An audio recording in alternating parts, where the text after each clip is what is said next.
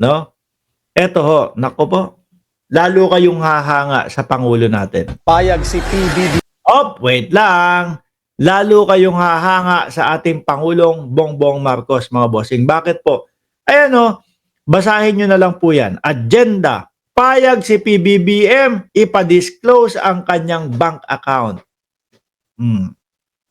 Naku ha, yung mga ayaw pong magpabukas ng kanilang mga bank account, yung matagal na pong mga ipinaglalaban na wag mabuksan ang kanilang mga bank account, sampal sa mukha ninyo ito ha.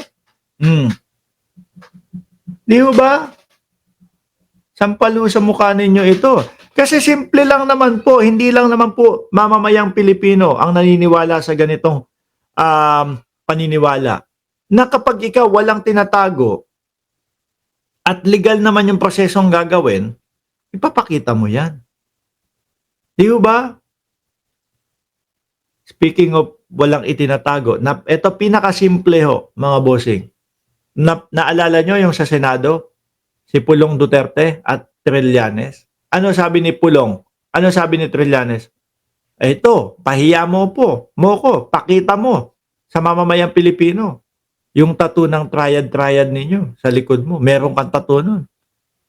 Alam niyo po, kung gusto nilang ipahiya o kung gusto talaga nilang ipahiya si Trillanes ho, mga bossing, nung panahon na yon, simpleng taas sa likod.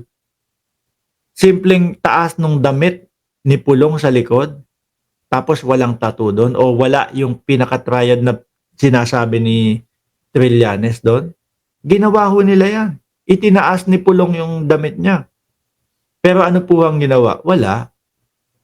Dinaan po siya, bakla ka ba? Dinaan lang po siya ganun. Siyempre tayo, mga bulag dati, di ba? Sasabihin, pinagtatawanan lang natin ang dating senador na si Trillanes. Bakla pala si Trillanes, sabi ni Pulo. Pero ngayon ho natin marirealize, oo nga simpleng simpleng paraan yun upang sa ganon ipahiya si Trillanes. Ba't hindi nila ginawa? Baka may tattoo talaga. Baka may indikasyon ng triad talaga sa likod ho, mga kababayan. Diba? Ngayon speaking of bank account, ang tagal na ipinaglalaban na nila. Yung bank account, walang itinatago doon sa bank account. Walang itinatago doon sa joint account ng Sara Duterte at Rodrigo Duterte. Mano ba namang, sige, eto na.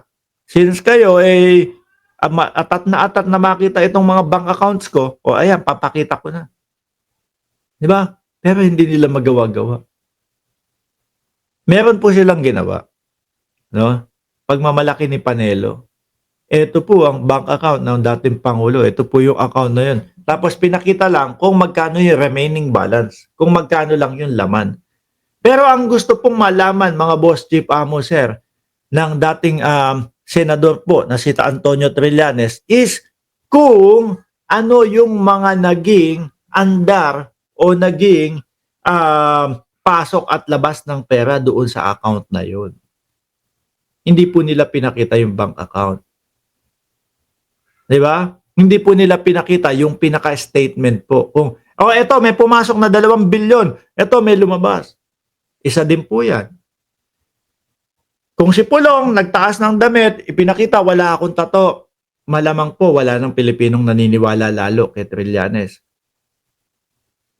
Kung ito pong bank accounts ng mga Duterte, pinakita na din sa mamamayang Pilipino na walang pumapasok na bilyon-bilyon yung sinasabi ni Trillanes, panigurado po, malakas pa din po ang mga Duterte. Madami pa din po ang naniniwala sa kanila. Kaso wala No? Wala Puro sila paratang, puro sila sasabihin, may utang sa amin si ganito, tapos wala namang katotohanan. Drug addict ang Pangulo, wala namang katotohanan. Pakinggan niya muna natin to. Dami ko sinasabi dito Payag si PBBM sakaling ipa-disclose sa kanya ang kanyang bank accounts. Yan ang tugon ng Malacanang nang tanungin tungkol sa panawagan ni SP Cheese Escudero na i-waive ng mga opisyal ang kanilang bank secrecy rights. Yan. Baka mamaya matuloy yan. Cheese. Kabahan yung mga senador mo.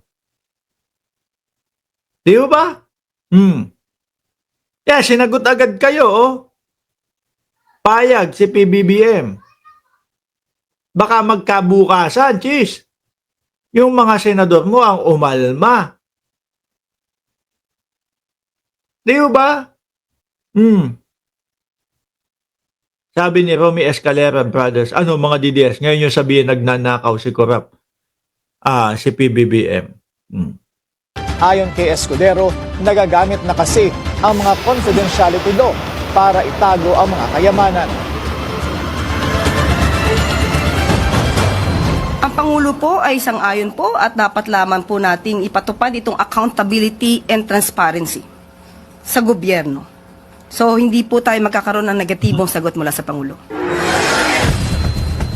Taliwas ito Nakita nyo ho, mga kababayan, no? Rektahan, diretsuhan. Bukas ang Pangulo. Sabi ni Sir Archie Beroya, whatever happen, wag nating bibitawan. Ito, impeachment, kahit hindi makonvict si Sara. Basta matrial, malamang ang taong bayan ang totoo. Oo, tama. Tuloy. sa kanyang unang opinyon tungkol sa pagsasa publiko ng Statements of Assets, Liabilities, and Net Worth o SALN dahil maaari umano itong magamit para atakihin ang mga public official. Ngayon, tanong ni Angeline Collado, ang tanong, kakasaba sila? Hindi. Ang mga Duterte, naku, lalo na ang vice-presidente, ang tagal-tagal hong inilalaban ang dating Pangulo na wag mabuksan yung kanilang bank accounts Di ba? Ipaglalaban ng vice-presidente yan, mga kababayan, mga boss chief amo, sir. Pag may tumanggi, yun ang may tinatago. Malamang yan. Bato, baka tumanggi ka, ha? Sino pa? Malamang yan, si Vice Presidente Inday Sara Duterte, isa doon sa tatanggi na magpakita ng kanilang bank accounts po dahil matagal nang matagal nang inilalaban ng dating Pangulong Duterte. Wag buksan, wag buksan. Meron mga sumubok nga ako kung totoo ba yung pinapakita o yung inilabas ni dating Senador Trillanes na na tawag dito na bank accounts. Ayun, napapasukan po ng pera. Ibig sabihin lang po, existing yung bank account po. Ngayon, ang gusto lang makita is yung sinasabi ni Trillanes na may pumapasok na bilyon-bilyon. Hindi po ba?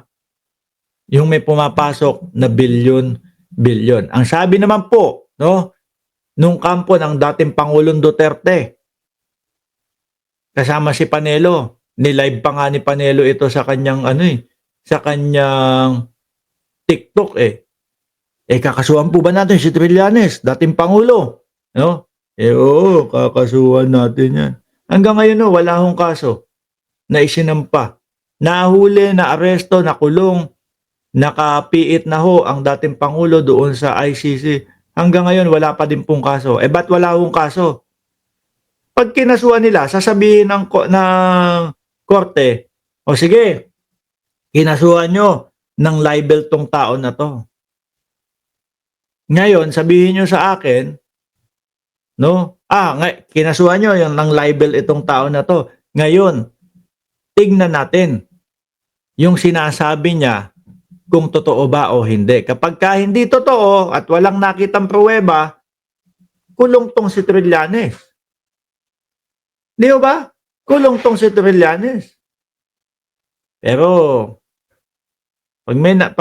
pagka totoo yung kanyang sinasabi, yari sa mamamayang Pilipino. At yun ang ayaw nilang mangyari. Yung mabuksan po yung bank accounts.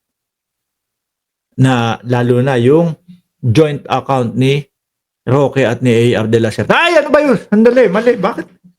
Patapos na tayo. Tapos nasingit pa si Roque ni Sara Duterte at ng dating Pangulong Duterte. Ayaw nila yun. Dahil masisili po baka makita lahat. Di po ba? At saka din nila tinitira si Senator Trillanes, sabi ni Daisy Almenario. Mga boss chief amo, sir, ako'y magpapaalam na po. Maraming salamat sa pagstay dito sa ating channel. 620 viewers. Yung iba replay na lang po, Muli po, Maraming salamat and God bless po sa ating lahat.